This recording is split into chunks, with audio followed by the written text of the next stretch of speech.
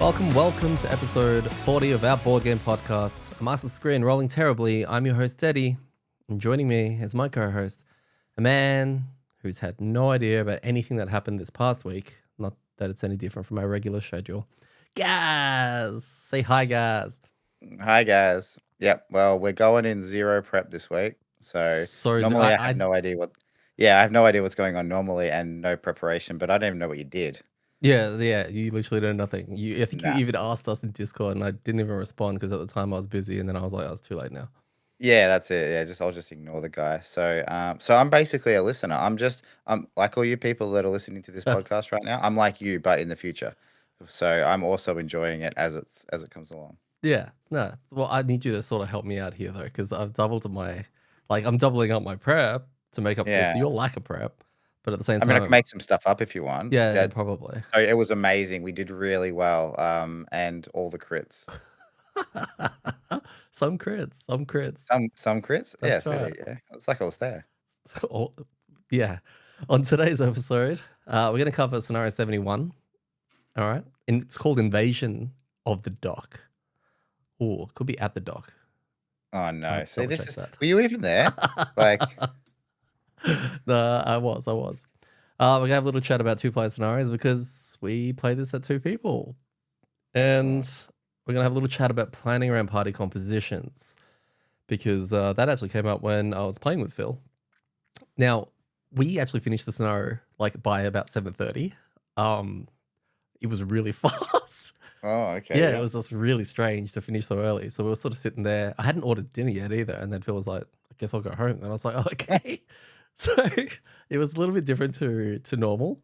But we had a little chat afterwards and we had an interesting chat about party composition. So I'm going to bring that up with you because it's actually, I find it quite interesting. And I want to hear your thoughts. Okay. So, Gaz, we went to scenario 71. All right. And this was because of Phil's PQ. So Phil has just received his new PQ. He's just rolled a Blink Blade. It's fresh. He's learning how to use it and all that kind of stuff. And his PQ was what looks like a quest chain, starting with 71, which kind of makes sense because mine started at 65, Mark started at 69, and this is in that same kind of area of PQs. We had a road event. I think you don't remember this one. I don't remember any of them, even when I'm there. So. No, and this one's rather funny because I'm going to go into this in Raw, but tune into Raw to hear that one. But it's quite amazing how sometimes these things line up from finding a road event on the way to a scenario, and it matches, or finding something that just thematically kind of ties in somewhere. I think we talked about that when we went to Robotland. I'm not sure if we talked about it on the podcast, but we got the road event on the way to Robotland, and I forgot we were doing a road event. I thought it was just the start of the scenario. It's like, oh no, wait, this isn't related at all. Yeah, it's extra cool when I can somehow. It's just random, right? But it's just good job, Isaac. Yeah, no, it's well done. I'm really amazed with that kind of depth in design. So, scenario 71, scenario goal. Okay, guys, the scenario goal for this, it's complete when the artificer. Okay, artificer, otherwise known as tile C or dude number C, letter C, sorry. He occupies any G. Now, you're very visual, so this is going to be very difficult for you, which is why I'm going to slowly, as this happens, send you a little couple of photos that you can have a quick look. And at the end of that round, we read a thing. All right? Special rules for this scenario. So we have to find this dude, and then we have to take him to a G spot, a G location. Say that, Isaac. Did you find it? Need to get rid of the G tokens out of this game. I don't. How would you even get there? I don't know. No, improvise. Okay, so this is the starting tile, is it? That's the starting tile. Okay. So special rules. All are Bale Scouts. So we have a Bale Scouts. Okay. And are they the railgun dudes? No, these are the poison ones that accompany the railgun dudes. So we have a Bale Scouts and we have Piranha Pigs. So all of the Bale Scouts and Piranha Pigs in the scenario, they're allies to each other, which makes sense because the Bale and the Piranha Pigs kind of work together. And they're enemies to both you and other monster types, right? Okay. And if at least one character does not end their turn, a lot of this doesn't make sense like through words, but if a character doesn't end their turn adjacent to the Artificer, who we have yet to find, he's not on the starting map. By the end of the 12th round, the scenario is lost. So we need to find him. Oh, so you got 12 rounds to find and stand next to this dude. That's right. And then the round thing, we don't have to worry about it anymore. It's just we've got 12 rounds to get to him and find him. All right, cool. Just for a little bit of clarification with what I'm looking at. Yes. Does none mean that it's not in a 2-player scenario? Yes, that's right. Okay. Yeah, cool. All right, no worries. So And what are this is those ones scale at the for two. bottom? They're Piranha Pigs. Oh, okay. So you start next to 2 Piranha Pigs. Well, one, but normally, yes, One. 2 for 4. Yeah, okay. Yeah, sorry. Yeah, all right, cool. So- Excellent. All right. Monster combinations in here. We have the Abel Scouts, which I've already mentioned, the Piranha Pigs, which I've already mentioned, and in the other corner, the Lurker team, made up of Mind Snippers, Claw Crushers, and the Wave Throwers, Old Mate Wave Throwers, which means that they could be eels. Just, sorry, again, to interrupt and Mhm. ask questions. Are those water tiles? Yes, there are 2 water tiles. Oh, I know. That was one of the that's first my few things I saw. jam. Oh, I would have been right in there. Just little ones. They're just nice and cute, just ready for you. So yeah, there are some. What were your initial thoughts from hearing all of this and looking at the picture I've sent you? I mean, considering half of the monsters won't be on the map in 2 players, it seems super easy. Yeah. But yeah, it seems like a cool starting room. A little bit of hurry from the 12 round thing. Like you Mhm. can't sit there and just screw around. And that's a door on the right, is it? Yes. Yeah. Okay. Sweet. Yeah. Cool. That seems pretty cool. Yeah. The first Knowing thing reading the all other monster types enemies to those 2 things sounds really cool. Like Yeah. I know they're not on the map yet, but it sounds like it'll be a I think cool I didn't read his PQ obviously, but I think the general intro to this scenario is that you're kind of like chilling at the dock, and all of a sudden you hear a dude screaming in a building, probably at the dock, like the dock master or something like that. I think it's the Artificer, and he's screaming because the place is just getting invaded from 2 different groups, and you got the Lurkers and you got the Abales, ultimately. The other thing I noticed was the having 2 people. We had this discussion last week, actually, when we did that terrible place, scenario 53, I think it was, or 52, with the move the bodies, right? Move the bodies onto the thing. It was nice to have a scenario that was scaled for 2 people by removing mobs on the board and not having like the standard. Because in that one, all the mobs are in the room, the one that we did last week, right? They're all there. Yeah. Whereas this one, oh, look, there are 6 mobs that will be on the board if you have 4 people, but with 2 people, there's only 3. Oh yeah. So I okay. like that. Hmm. The other thing I found really interesting from this setup was before starting, planning your deck differently. Because in my head, it was like, well, if I had birds, I've literally got Phil to birds instead of having you and Mark as well. So therefore, it kind of didn't have as big a priority, and it meant I was probably going to keep it. And Phil was like, he can move a lot, and he's quite blinky bladey. So he's like, I don't mind if you leave birds at home. And I was like, that's awesome. So it allowed me to play around with things a little bit more. And that headspace of just going, look, I'm used to having a big crab tanking and retaliating and doing weird stuff over here. And I'm used to having this. I don't have that anymore. And I'm running around with a character I've only just met and have no idea what he does. I just assume he's going to blink around and do damage. So It's funny because the one comment I do remember reading from after the scenario was Phil saying, "Our bird spot's broken." And yeah, I was like, I think you get a kick it or something, and it kicks back in, right? Like yeah. slap it. So it was a bit different going in with, a different deck almost. I did tweak it a little bit before I came in, which was fun. So as you can see, that first room.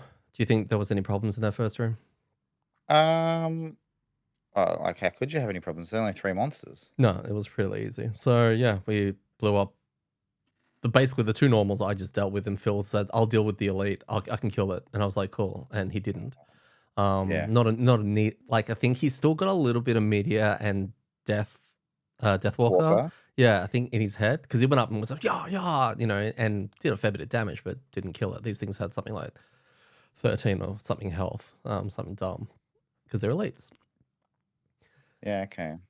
So trying to work out the timing of when to open the door, we went into the next room. But this is probably where things start to get a little bit spicy. So I'm going to send you that next one. Now, it's the ship tile, right? God. And the special People rules say- basically are that there's a mast in the middle of the ship. There are lurkers all over the place, one of each type, I think. And then there's a Bell Scouts and a Bell and Piranha Pigs. So you've walked in and it's almost like there's just a full scuffle skirmish going on. And we're coming in from the left-hand side. And was like, whoa, what's going on in here? And it was really interesting because we weren't in an immediate rush because they were fighting. They already had their focuses and they were fighting. So that was a little bit different of planning how exactly we're going to go in here. There's a mast in the middle of the room because there's no door on this tile. There's a treasure chest in one of the corners, but there's a mast in the middle. And the special rules are in this room is that if you start adjacent to the mast, you can spend 2 movement to swing into the next room ultimately. All right, which is Oh, so that's the only way of moving into the next room. yes, from this room. Ah, that's cool. Yeah. So we were both already, as we were playing this, like this has been so far very cool. Like very interesting. So just a quick question on that room and how that works. And I guess on the objective as well. The objective was go hang out with the artificer, yeah? Yes, find him, and then he needs to get to tile G. Okay, yeah, that's the G spot, that's right. And so you don't have to kill all enemies. No. Okay, so whenever it starts their turn. Okay, so you've got to at least land next to the mast. You can't just like move 8 to the mast and then just teleport into the next room. Yeah, okay. There were a couple of things that were making me nervous. Phil and I were discussing it. What do we do? We were starting to clear them out. One of them was the wave thrower. The wave thrower is on the far right-hand side of the room, and we know what happens when we leave him, potentially just the immobilizers that he can dish out, as well as the obvious lightning eels are potential problems. So it was kind of like, what do we do? What do we do? And we cleared probably half the room, but we still kept like a couple on each side, which I think was important so that we weren't the targets of the attacks. And this room also was quite spread, which made it difficult for me to land my schlong and other things, right? It's just kind of awkwardly set What do you up. mean? It looks like it's all bunched up. Looks like it's perfect schlong territory. Mate, my schlong was out and I was just aiming it around and I just couldn't land it properly. It was really, really awkward. Halfway through this room, we decided we're probably going to book it to the mast, and Phil and I ended up next to the mast. Okay. And everything, I think Phil, before he left, he just hit something, and I think there was only one wave thrower left in this room, which we were like, do we kill it? Do we not kill it? We probably don't need to kill it. This is also about round 7 or 8 now, so we really need to. Wow. Okay. So if the dude's not in the next room, it's panic stations, right? A little bit. By that stage. A little bit. In fact, I actually charged up my move 8. So I got next to the mast and I actually was going to spend 2 of the 8 move to use it and then continue the rest of it, right? So I use that. We get to the next room. So the next room is where we swing in. And if you look at that picture, you can see that there's a bunch of bees on the left-hand side. I know this may be harder for audio listeners to hear, but if you've done this scenario, you probably are fairly familiar with the layout. So we have bees on the left-hand side. That's where we swing in and land. Again, we've got lurkers and piranhas all fighting it in here, and you can see the artificer. He's C, all right, at the bottom of the tile. Yep. On the left-hand side, you've got an empty room with E and a D. They're spawn points. And then on the north, you can see that there's 2 F tiles, right? And they are also spawn points. And then on the right-hand side of that, you can see the G spots. There's 2 of them. Oh, we found it. Yes. We found it, yeah. So we need to get to C. We need to stand next to him, right? Because we don't actually know any rules about him. It just says get next to him. So you have to stand next to C or on C? You have to stand next to C. When you were C is you can't stand on C. Is there supposed to be a token or something there? Or oh, we put a C token there just to indicate that it was a figure, like the artificer's a figure, an ally basically. So I used the rest of the move 8. I ended up landing on, because it's got a jump, landing on the treasure chest in the bottom right hand corner. It was fantastic. I looted a scale armor thing blueprint for the party, which is pretty cool. It's actually a really cool piece of kit. I think you might really like it. Oh, cool. And it would have been really Thank you. handy for your mastery, actually. Yeah, I don't actually have many items as well, so this will be good for me. It's good that you finally can get some items. Yeah. And then the rest of the special rules kind of kick in. So when you finish next to this guy, or actually it might even happen as soon as you land on this tile, those spawn points, all right, the E and the F that you see on the left, it's every odd round, odd or even. It's every alternating round. You get lurkers that come from there. So you're going to get, I think, a wave thrower, and you're going to get a claw crusher from those spots. It's the F tiles at the top that make this brutal, okay? Every round, you spawn 2 piranha pigs. And for 2 people, they're normal. But for 4 people, they're elite. Okay? That's every round. That's spicy. So we need to get Artificer, who, by the way, when we finish landing next to him, okay, he actually then kind of wakes up and goes, "Get me the hell out of here, what's going on," kind of thing. And then at Initiative 99, he will do a move 2 action going towards the G spot. Right? That's it. So again, I might be getting caught up on this, but I'm just curious. The tokens usually don't occupy a square, right? Like you can stand on tokens. So is he got specific rules to say his square is occupied? His hex? Yeah, I would say so. Only because I'm not going into the book to check or anything like that. I just am picturing him. It's kind of like when the emissaries, we counted them as being people, even though we had 2 letters showing who they were. We had minis on their spots. Supposed to be letters, but we used minis. That's right. To represent them. Oh, okay, yeah, okay. So that's fair. they're a figure. Same deal. Yeah. An Ormi, right? An Ormi, correct. So Yeah, they're cool. figures. Yeah. So no, we can't occupy his spot. Mhm, Right? So birds would have been great, right? Yep. I mean, like just the win card, yeah? Yeah, That would have been look. like turn 1 win. Well, Let's go, and then you just go up to him and give him a free move. You could We- have birds and given him that move and attack thing, and basically he could have got to his spot in 1 turn. we wanted to do this the hard mode. So you chose not to bring birds. No. Well, I didn't know. I should have tweaked. Well, you should have just brought birds, right? Like, Yeah, we really should have tweaked. Even that, but there was also like crosswinds, which is the Grant and Ally 2 movement, attack 3 kind of thing. That would have been really handy. oh, you didn't have any of that. I didn't Good. re- Yeah, no, that yeah, makes yeah. sense, So this look, just I'm trying to do things like the normal way, like everyone else, and not have Doesn't have birds. not have birds. Yeah. So yeah, we have to get this guy through this mess. Now on the right hand side, you can see there are obstacles, bookshelves, traps, all kinds of stuff. Of course it is, right? A green obstacle, right? Purple. Green are obstacles, purple difficult, are right? difficult. Yes. Yeah. Okay. So this is crap in the way, and then we've got the endless spawn of the piranha pigs, and then we have all the lurkers coming from the left. And the awkward thing about this room is that once the guys who are currently fighting it out right now start to die, because we were clearing a lot of things that were there, doing some damage, moving things around, the spawn points aren't close enough where they're going to immediately meet. We are in the middle. So trying to get the Artificer to the G area meant that we're going to have 2 different groups of things coming at us, which was potentially problematic. It's weird because looking at this, right, I haven't played with 2 people, so I'm looking at it like it's easy because I'm like, there's only 4 mobs. Like those 2 aren't in the way, the 2 none ones. Yeah. And look, yeah, it's interesting. I'll get onto the community chat about that a little bit later.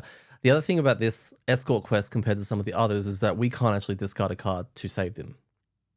Oh, can he take damage? Yeah, he's got 10 health. He's got 10 health. Oh, yeah, that's great. And he's an enemy to everyone, right? correct. Yeah. And some of the attacks, especially from the Mind Snipper, there's a Mind Snipper there. We haven't encountered too many of those, but they have that mind controlling kind of ability where it's really kind of can be rough, and they pulled that towards the end, which was a little bit rough because we weren't in a spot where we were comfortably killing stuff, not the two of us. And there were so many targets. There was only so much multi-target abilities we had. Like from what I could see, Phil had next to none. He may correct me on that, but from what I remember, he's hitting probably the same target multiple times or something to that extent, right? So yeah, Phil basically goes straight up to deal with the piranha pigs. I'm starting to try and play, a CC kind of brand of pushing the lurkers back into their room while they're still coming out. Wave throwers are doing wave thrower things. And yeah, no birds and no crosswinds really made this probably much harder than it needed to be, but also maybe that's because the snowflake makes this easier than it needs to be. Yeah, that's it. Yeah, not having those 2 cards made this scenario exactly as it's intended. Yeah.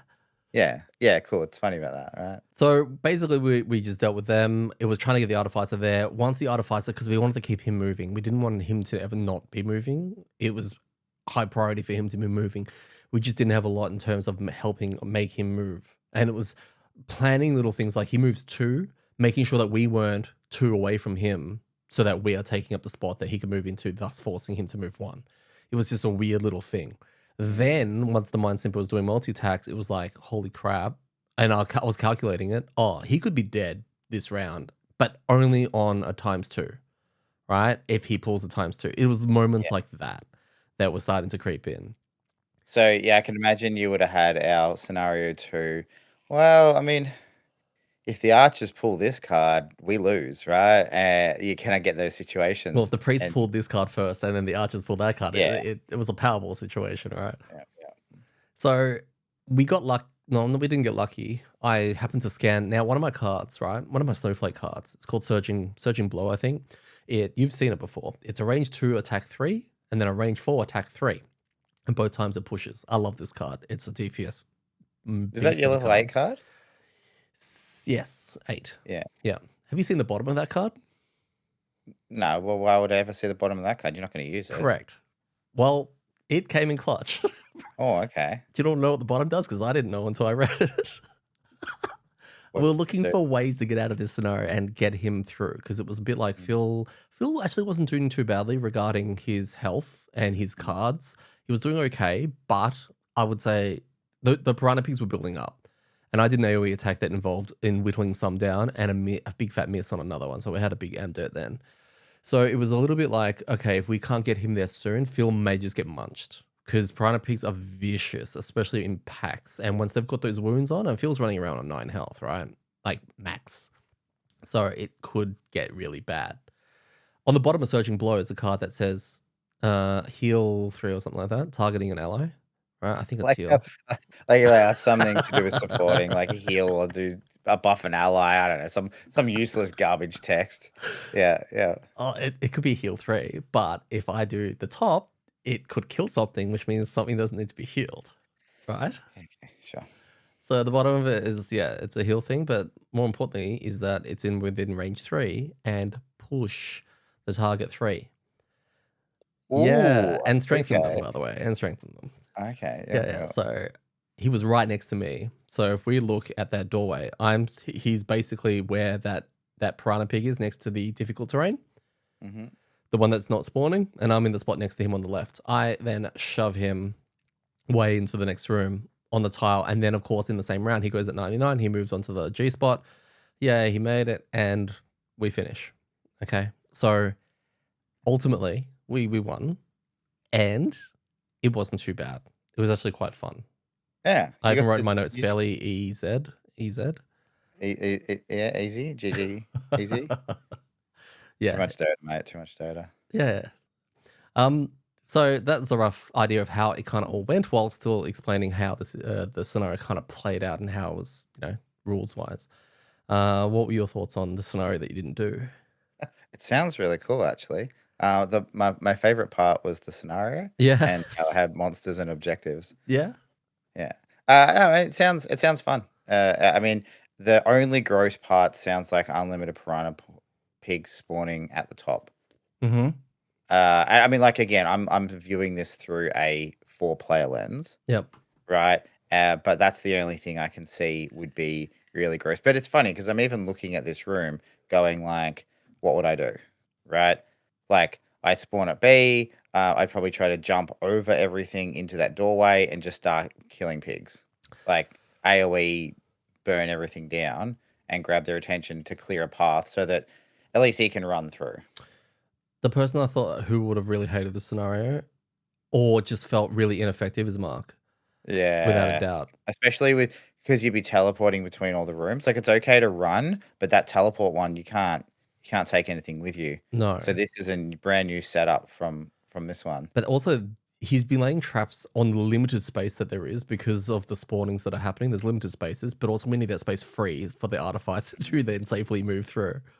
And I mean, saying that, it probably would have been rough for the media as well yeah, because oh no, allies. His perk was allies ignore damage, not just player and you allies. can, So that would yeah. have been fine. So yeah, that would have been fine then. So So yeah, yeah, cool. It seems fun. Like compared to some of the, I suppose the other scenarios we've had, which have been for PQs, have been okay. Like mm, we had that forest one with the imps.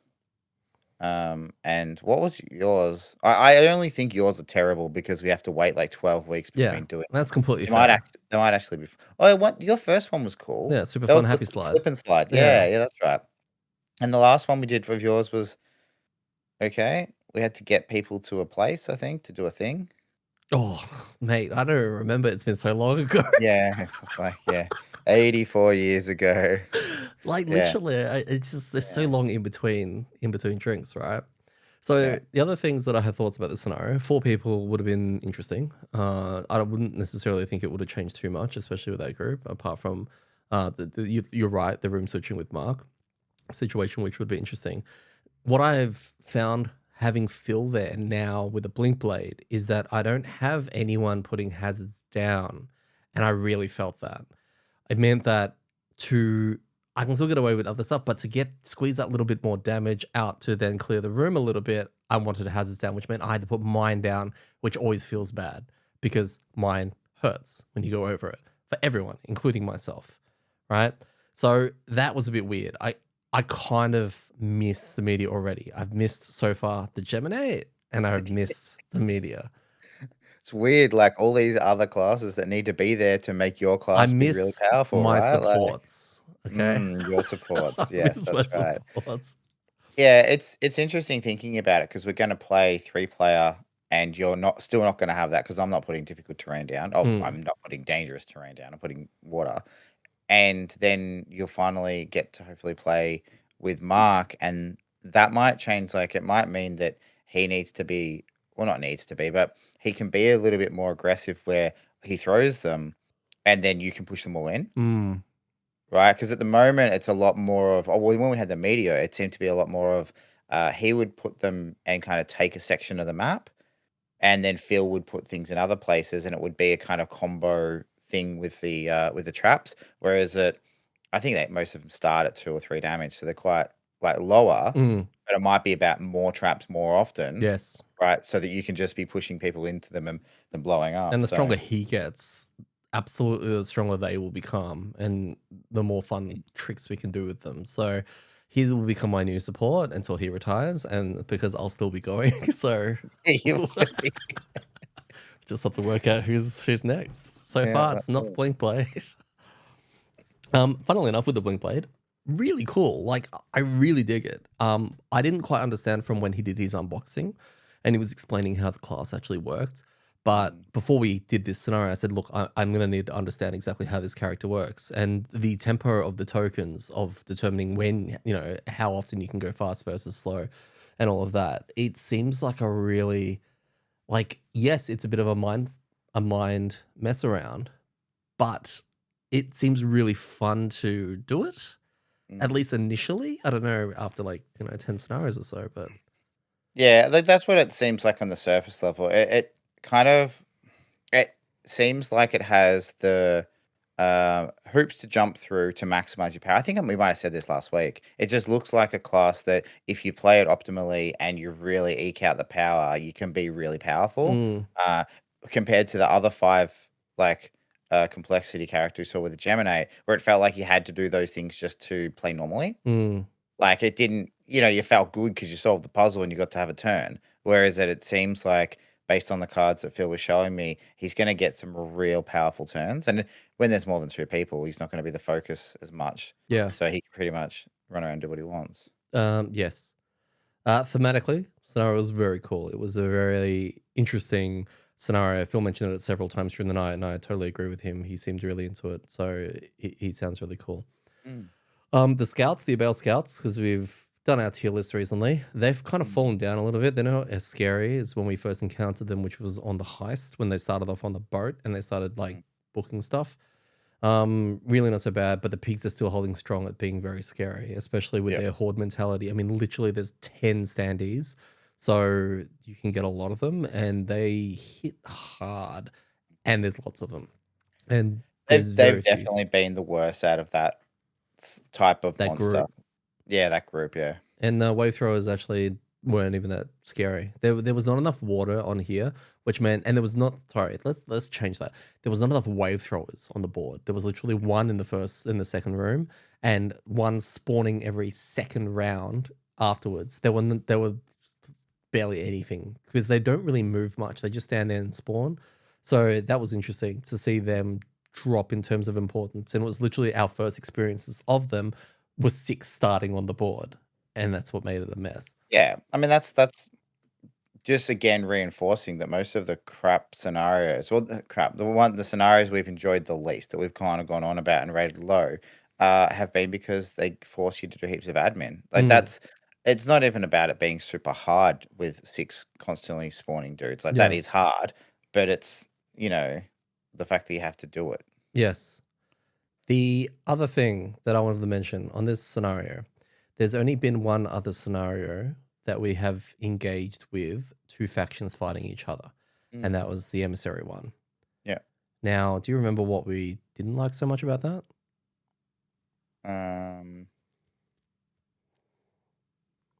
admin? Yeah. Yeah, trying to work out who they're going to target. Yeah, okay. We had that again. Yeah, that last room probably looks like it's the worst because you've got so many different targets and people moving around. Yeah. So with 4 people, more mobs, and more of us, more targets. Yeah, I think that because it sounds really cool until you're doing it. And it was the part of doing it and going, okay, this guy goes, okay, cool. The Mind Snipper is a great example because the Mind Snipper basically is targeting 3 things. And those who are attacked by that on this particular attack card then has to attack an ally, like an adjacent ally using their own modifier deck kind of thing. And just trying to work out a lot of that shit. That was a problem. So I'm probably going to put us into like a really bad spot and we're going to get heaps of rules clarifications or corrections by me saying this, right? Oh, good. Because yeah. But my understanding is that when something has a multi-target attack, outside of the primary focus, if there are things that are equal distance, you don't go by the tiebreaker. It's ambiguous, so you get to choose, correct? Yes. So if it's got an attack 2 targets, you pick a primary target. If there's 2 other things within range, you just pick one. Yes. So did that come into play with this, where it had multiple targets and I thought about it.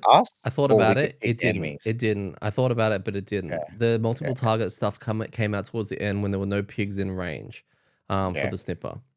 So, but I before it was coming, I was like, oh, if it pulls this card and the things are aligning, I wonder how this is going to work.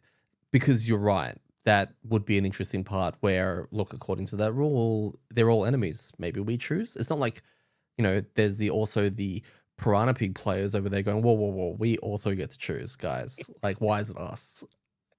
Yeah. Yeah, that's it. So, this was not an Ormy scenario.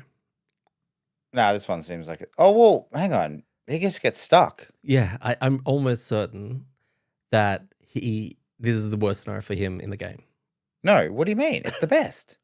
Well, that's if he survives the first room. Oh, no. When you build that second room, do you see that room I sent you with the spawns? Sorry, on the last room with the spawns on the left? Yeah. That connects to the ship. See how it's got a corridor that's also there? Yeah. Which means Where that does it connects to the right-hand side of the connects to the ship. boat? Yes. To the right-hand side of the boat? Yeah. So as soon as somebody lands in there, Yeah. you put it on and the door opens. There's no door there, but once it connects, I was looking for this online. I couldn't find anything on it, and this because of the slight silhouette of the picture you can see there, it made the most sense. Because also, if we actually left a wave thrower in that second room, and it was like, well, what are we? Well, what's stopping people? What's stopping people literally in the second room from just ignoring every mob in there, going straight for the mast? Well, And that's what I was gonna say to do. and the reason I believe is because this eventually does connect. It's almost like Yeah. a door just opens, and then whatever was in that room can start flooding into the Yeah, main one potentially, which that would mean Ormi would eventually come in, and there would be a shitload of lurkers in there just going, ooh, that were just cool piece of spawning. candy. Yeah, that would just turn around and book in. There's no way in hell he was getting to that last That's spot fair. or That's fair. staying alive. And yeah, that in a nutshell, to my dear listener, guys, was scenario 71. And I got to say, I actually think you picked a good one to not be a part of. I mean, yeah, it would have been, it would be fun to play all of them, right? Mm. It's just if you had to miss one, I don't think you missed much from this. Yeah. Seems fun, but again, I mean, I would have preferred. I don't know. Maybe I would have preferred you to do another scenario 14, right? We're sitting on here and you're like, oh God, this was a nightmare. It was the worst one I've ever done. It was worse than 14. But I feel like if you did that, I'd be like, oh, I really want to play it now. Yeah. Like, it's Well, that bad that I want to give it a crack. you know So, what? The coral and the crab, the coral and the trap that you guys can 2-man it next week. yeah, okay, cool. Yeah. Sounds good. No, that's cool. No, thanks for taking me through that. It's an interesting one, and yeah, again, sounds like it had interesting mechanics that could have gone real gross, but didn't. So therefore, it's fine, right? Mm-hmm. From a bit of research, there were a lot of people in the community who were discussing, and it may have shown up in the FAQ. They were questioning. It says on the special rules for spawning, piranha pigs spawn at each F, right? And there's 2 F tiles up the top. People were confused as to whether or not they meant, one piranha pig on round 1 round, and then the following round the piranha pig on the second tile. And there was a lot of questions about that. So many different threads and questions about it, and it was clarified as no. Every round you spawn 2, and then every Yeah. next round you spawn 2. And people were like, that's kind of messed up because it will clog that whole area up really quickly if you don't deal with them, which means you can't get out. And it was kind of like that's the scenario, right? That's how It it seems like works. all you've got to do is deal with them. Yeah, yeah, Yeah. Okay. yeah, definitely. So there was a lot of that, and then someone in a random community, who I believe is known for being a little bit too much easy GG, with some some of the game. I'm good at the game. No, that's not good. My build's the best, etc., etc. Went off about how hard this scenario was. Right, this was the thing that made it was too difficult. Okay. And labeled the scenario bullshit, basically, and Oh, or not the okay. scenario so much, the spawning of the piranha pigs, Yeah. Okay. as Cool. bullshit. And our very short friend, who we spoke to a while back, trying to reason, saying, and then eventually gave up and said, "Yeah, game's hard." I don't know. I found the whole thing really amusing. So it was I really, mean, yeah, it's true, right? Like, that's what I said, and I meant it, that it's got a couple of interesting mechanics that if they go the wrong way, they could be super gross. Because mm-hmm, this is the thing when we compare to I never know the scenario numbers. The wave thrower one that we hated. 22. 22. So the first time we did that, it was gross, and the second time we did that, it was fine. Mm. Like that's an example of so those pigs can hit really hard, and they've got some really bad cards. So there's a world where even playing it with 4 people, you jump in there next to them, they spawn, they pull their attack 5 not moving card. You go, well, okay, do I move? Like, or do I move and not hurt them? Mm. And then there's gonna be 4 next turn, or do I stand there and take 10 damage and a bunch of wounds? Like, that can get real bad. Yep. So I can completely see that, but I mean, this isn't any more bullshit than any other of the ones with unlimited spawns that can go real bad if you get Uh, bad RNG or don't deal with it, right? well, yeah.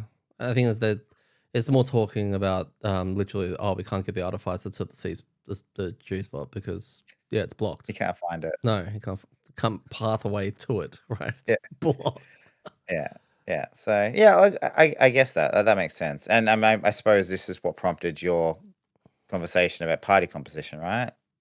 Not yet, but it will. No, but Oh yeah. no, but like yeah, because that's what I'm just thinking now is that you go, well, in order to do something like this, you need a little bit of push pull, you need a little bit of like move an ally.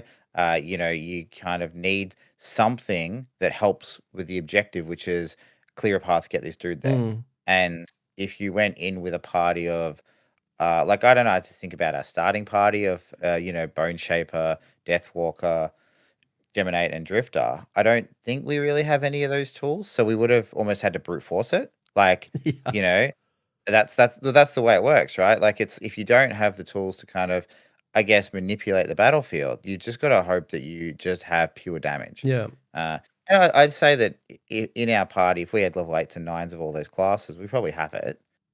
Like because we had the Mack truck, Bone Shaper just throwing his skeleton horde around, Mm. and the Drifter. I mean, when we looked at your level 8, 9 cards, so like I didn't even look move at 8, them. It was a attack for crushing weight, 15, right? move 8, attack for 15, and then add crushing weight. Like, so I feel like, yeah, again, it does seem like one that you could not have the tools for. Yeah. So we had battle goals. We only had 2 battle Oh, goals, right? yeah, okay. So Phil had kill an enemy with an attack that would have caused at least 4 more points of damage than necessary. He did This get seems super easy. Yeah? he's a level 3 blink blade. I mean, I don't know what their power spike is, but no, he got it. It became clear to me at one point when he killed something, and then he then said to me, "How much health was that on before it died?" And I said to him, "What the answer?" And then my brain tweets and go, okay, cool. He's trying to check for that. So yes, he eventually did get that when he absolutely unloaded lost cards and all that to overkill something, which is completely fair. It was probably a piranha pig. And I had opener, which was kill the first enemy to die in the scenario, which was also really easy. It was just one of those normals, and I think the normal scout literally has 4 health. Like normal scout at Oh, scenario level okay. 3 had 4 health in that Yep, first yep. room. Fighting normals, by the way, nice. Yeah, good. Yeah, Yeah. okay. I imagine it would be. I think when it was I know it was the last couple of weeks, we fought a bunch of normals. This is like, oh, normals, they just die really quickly. Yeah, no, it's refreshing. It's Mm. really nice. We went to have an outpost phase. We had an outpost event. We had a time passing, which wasn't a section event, so we don't have to deal with that. We get you to go back to dealing with that. Can I just say, doing the outpost phase where I'm doing all of the events, managing stuff, and the campaign sheet managing stuff, and all the resources and all that, and buildings, is kind of not fun. Doing all of your work as well as my own work was actually kind of rough. Yeah. Maybe that's it for the people who are, because I know this has been come up a couple of times in the last few weeks, and is all over Reddit. People who find the outpost phase a little bit tiring, maybe check that you're not having one person do all the work. Yeah.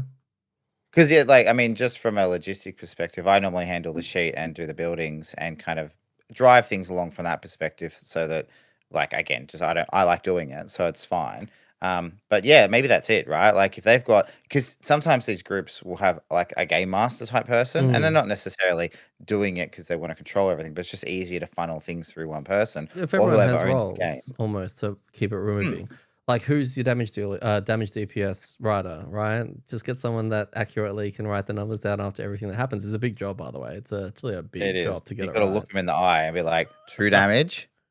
And True healing. damage, and then they look at you like, "Yeah, yeah, It's yeah," it's and you're better. like, It's better when you have to say things like, "How much did you do?" I did 3 damage, and he scribbles down. You're like, "Oh wait, no, 2 damage. He's got shield." And you're like, oh, "Okay." He rubs it out and puts it to it. Oh, but he had poison. It's "Mm." just watching him make the changes over and over again to us just yelling numbers out. Um, so we had an outpost event, which we'll go over again, which was actually pretty cool. And then we decided to upgrade both the carpenter, which means we still reduce the cost of a building by 1, but also if we decide to build a second building, we only lose 1 morale instead of 2. Yeah, look, But hang we're trying on. to burn our Just morale. What's or that? So okay, people, we don't know what the buildings are, so we don't sit there and go, "Oh, we're gonna build this one next." Okay, we're blind. We're blindly building. Okay, so we blindly built it, and I was like, maybe this will reduce it by a second resource, because it reduces by 1. It was like 1 resource and morale. I'm like, oh, I screwed up. Sorry. so in our epic quest to try to like just absolutely burn our morale, which we have been fighting the game constantly because it keeps giving us morale, you have just like massively hamstrung us. Not maybe long term, yes, but we're currently at like not 20. We're about 13 now, 13 or 14. We've Oh, still, really? yeah, we're Okay. pretty good at the moment. I'm actually thinking it's probably a really bad time to be doing this because we're about 4, 5 weeks from winter. I think we're in winter next week. Oh, Yeah, okay. Because this affects your strength. yeah, yeah. Gotcha. Yeah, yeah. Okay, Yeah, no, I'm pretty cool, sure it's next cool. week. I'm pretty sure we're about to Really? leave. I think so. Okay. I'll have to check. And we upgraded the logging camp Oh, okay. Some more wood. because, again, we don't look at the buildings ahead. But Phil and I were talking about the unlocks, and it was like, oh, I wonder how we get this and this and this, and this will lead to the party composition chat that I was going to bring up. Yeah. It was like, well, we got media from the metal one, and we had the trap from the hunting lodge. We haven't actually Yeah, got one yeah, from the logging one, so I was like, maybe we'll get one yeah. this time Thinking. because we built it and we didn't get anything. So I was like, oh, okay, never mind. So yeah, Spoilers. Jesus. well, yeah, anti spoiler.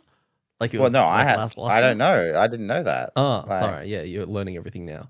yeah, Yeah, this yeah, is I'm enjoying the podcast so far. yeah. Please like and subscribe, guys. Yeah. Shit, So maybe I have to do that.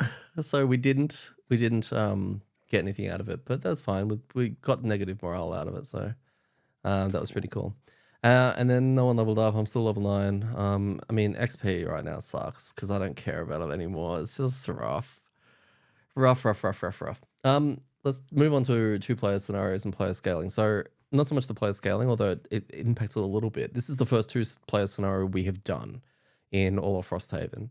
And it got me thinking about literally at the very start, what cards to pick, right? Especially when you have cards that affect allies, how many allies, what everyone's going to do, what's your makeup, all that kind of stuff, right? And Yeah. yeah, not bringing birds. Yeah. No, I mean, most classes don't have heaps of cards that affect allies.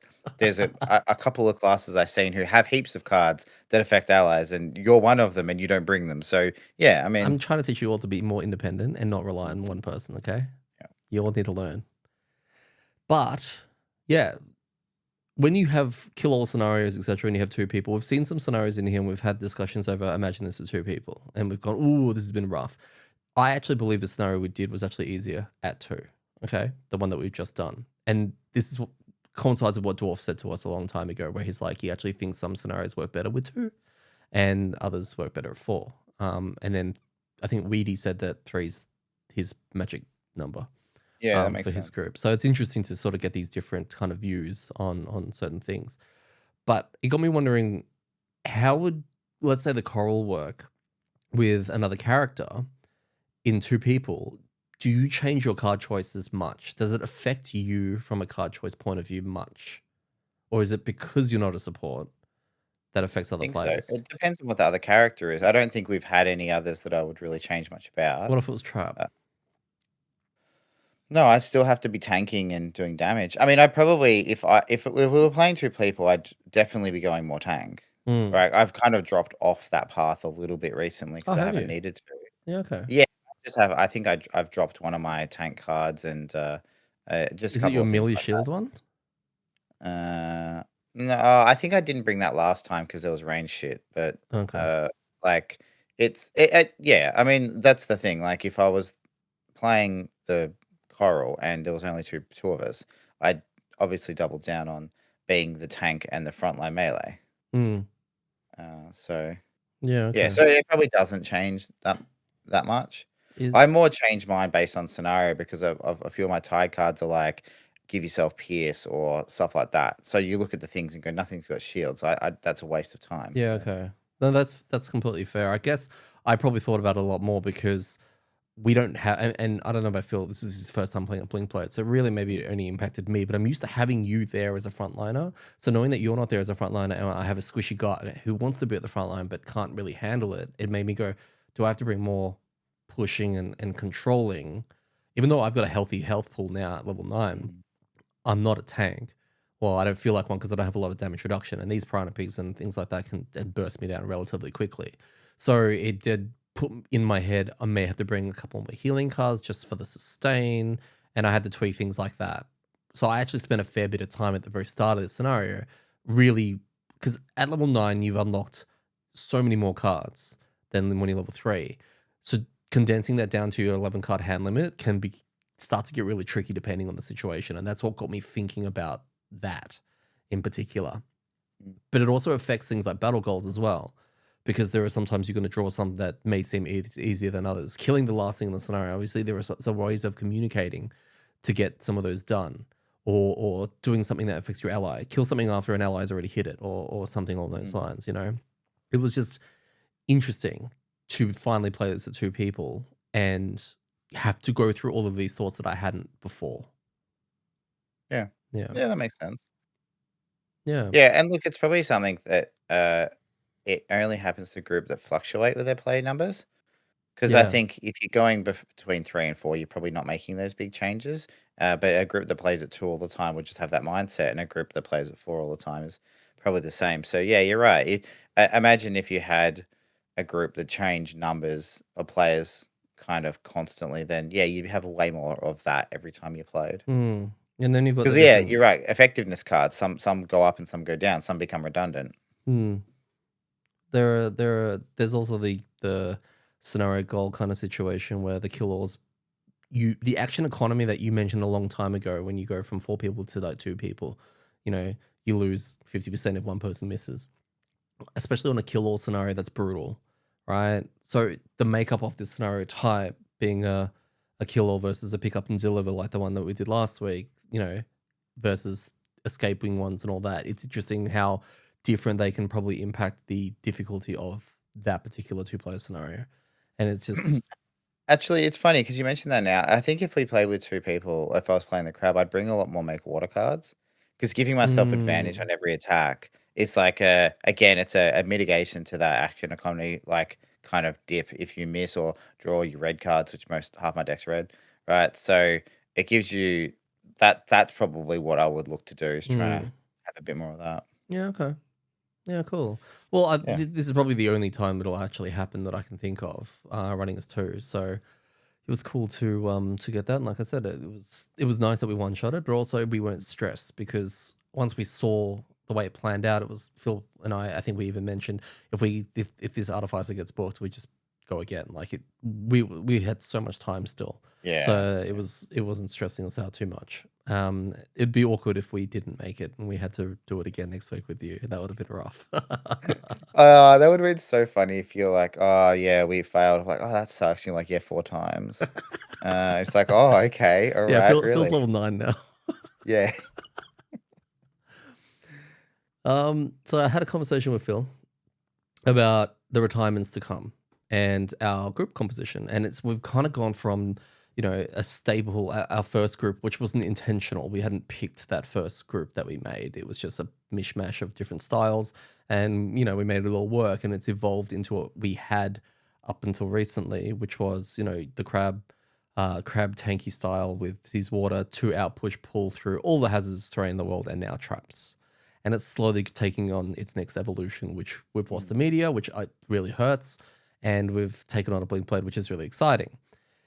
And how some people, Phil mentioned, you reckon some people like sort of plan if they know the characters or not, plan what characters they're going to bring into the next one to make a well-rounded team or something. And I was like, yeah, potentially.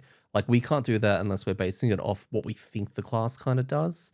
Mm. But like for example, you're going from the coral. Right now we have a big frontliner, and that's you. Mm. But if you jump into the Banisphere or the Prism, depending if we unlock the Prism in time by the time you retire, I don't know how close you are, but I know you're in a lot more control over when you do. You're still replacing it with a potentially another beefy kind of frontliner, which is kind of cool. I will drop the Snowflake, and it'll go from less of the no Snowflake into the Fist, which I can only assume is another beefy frontliner.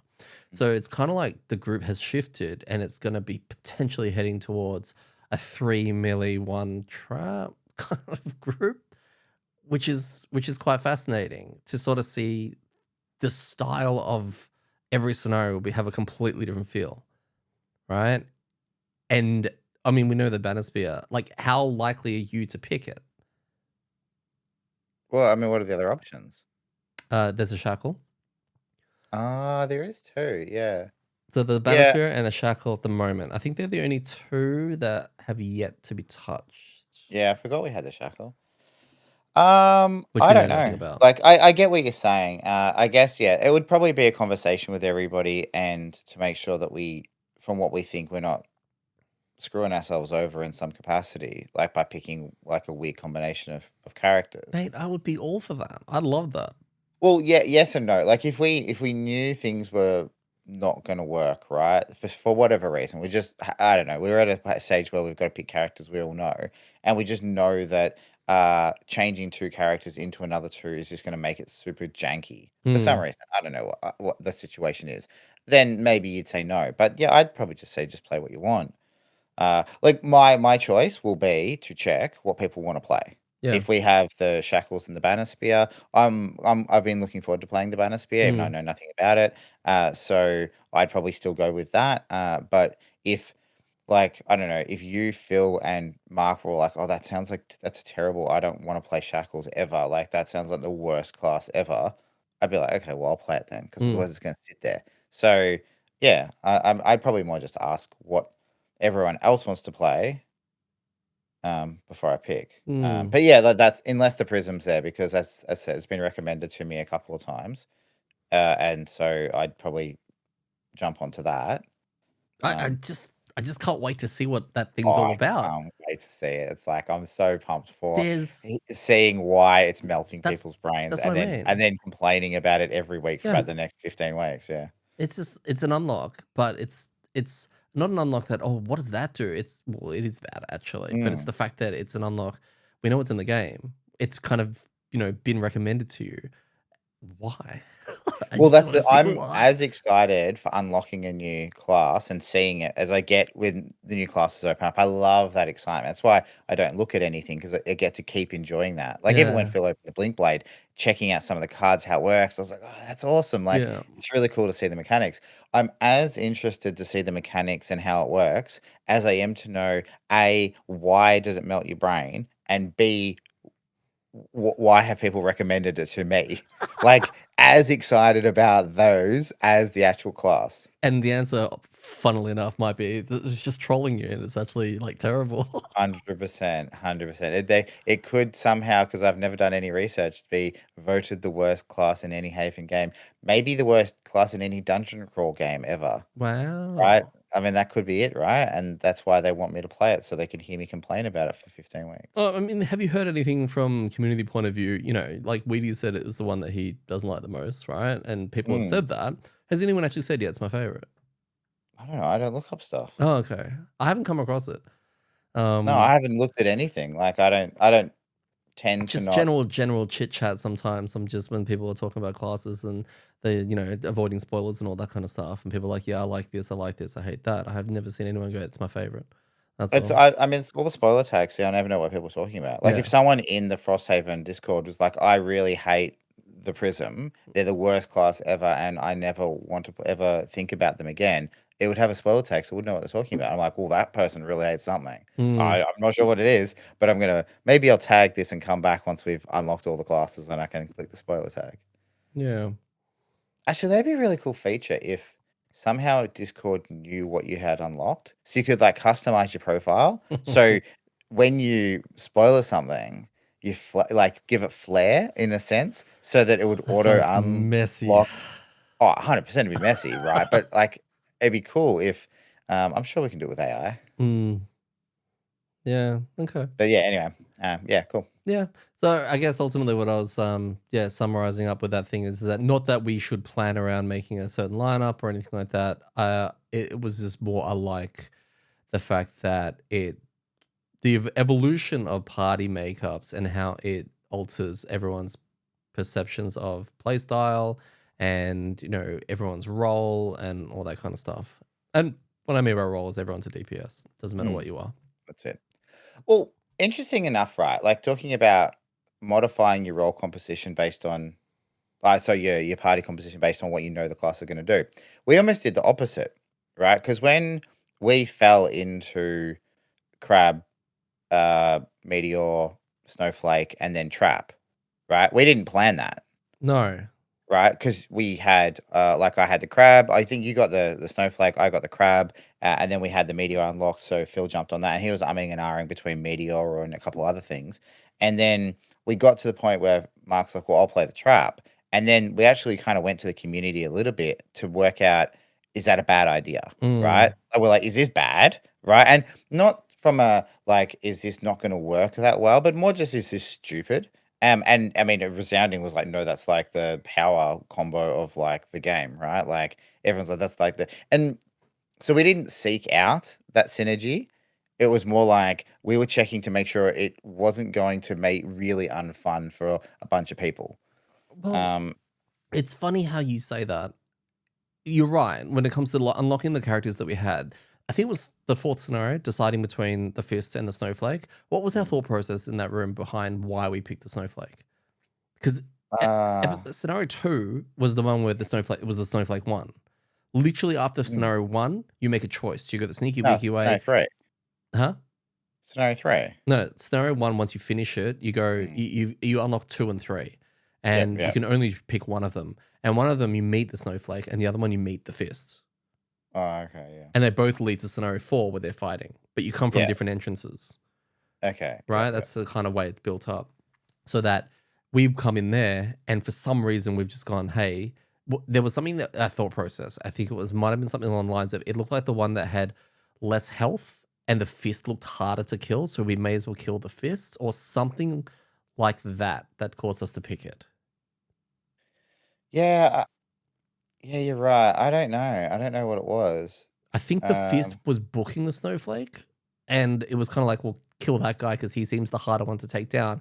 Otherwise, yeah, I think in the end it was because the scenario objective was when one of them dies, you had to do at least half of that that's damage. right. And so we looked at the snowflake going, well, if there's a couple of bad rounds, we could just get like out DPS'd, right? And then suddenly we fail because we didn't do enough damage to kill the one that died. Yeah. So I think we were of the opinion that if we focus on the fist, we can guarantee we get the most damage in, and and maybe we can pull something out of a hat if the snowflake's about to die, and just really pump the damage into the fist. But yeah, I think that was our thing. So it wasn't based on what we thought they were going to do. So the snowflake spec'd wrong. That's the problem with the snowflake. It didn't spec DPS. That's why it wasn't booking the I crap out think of the she fist. was doing some pretty good stuff. It'd be really interesting actually to go back through the monster deck and see the cards they've got, and see Yeah. if it like is kind of similar to the ability cards you've got. Yeah, I think from memory some of the AoEs were, but I'm pretty sure she was using some of the lost cards, but repeatedly. Yeah, she's cheating. She was 100% cheating. Homebrew, right? Yeah, Yes. ignore homebrew. Ignore the lost icon on cards. Yeah. No, Yeah, easily. house But rule. my point is we made that decision to not based on anything, Yeah, right? We didn't, in fact, I don't even think we knew we were gonna unlock a class from that. yeah, I think we did because it says put the two boxes onto the map. Oh, that's right. And every time I've mentioned that, I think Weedy even said, wait, did you actually put the box on? Did you not? Because I think Iron One was actually asking me about the mini. He says, did you see the mini then? I was like, no, I didn't see it until I unboxed it. And he goes, but what did you use during that scenario? And I was like, the boxes. Yeah, Everyone's just like, what? yeah. Apparently you meant to unwrap them and put the minis on the board. Ah, well, I was just thinking that before when I was thinking about the scenario. I'm like, that would have been way cooler if we've got to put the minis on there and see them. We just saw a bunch But of we boxes had the fighting. boxes. Yeah, yeah. So, But yeah, but uh, I guess I didn't factor in yeah, probably unlocking the character. That would have made sense, or I've forgotten because it's been so long. But then yes, fast forward to Lurker, same thing. Kelp or Coral. We even had an episode around that. Which one are we picking? well, I thought that coral sounded like a cool big tanky crab thing. That's literally what I was thinking. That's why I was like, oh, I want to pick coral, and then you guys were like, lol, lol, lol, we hate you, so I'm going to pick kelp. I was like, okay, thanks, guys. And then we went back through the voting thing to like undo your trolling and That's actually get to a that's decision. actually pretty funny because I didn't actually think of Coral like that. And now that But you're playing the Coral, I'm like, mm, oh, that's kind of like Coral because Coral's tough and so that's colorful the and all thing, that. right? This is gonna. It's very easy to call bullshit on this, and it's completely fine. I understand that it sounds dumb, but like this is what I imagined. It was like a big kind of tanky, corally thing, and kelp I imagine more wispy and kind of agile, like kelp, because it's kind of like See, I don't know what kelp is. seaweed. Is seaweed agile? Huh? Is Well, seaweed seaweed's agile? like, well, compared to coral, That's right? true. That's It's like true. coral compared to grass. Yeah. Okay, So here's the other I don't know thing. though. I haven't seen the kelp at all. Okay. I haven't Well, no, seen the minis or neither. anything. But here's the other thing. Would you have associated that symbol with coral? Which symbol? The coral symbol. Yeah, because is it the community that comes up with the nicknames? They're not. I don't know. No, I think that doesn't it say? Oh, maybe it is. Yeah, Hang on a second. that's right. Is it the community that comes up with those symbols, or because it's not said from memory? I don't know. It doesn't say anything in the book. You know, this is this class. This is this class.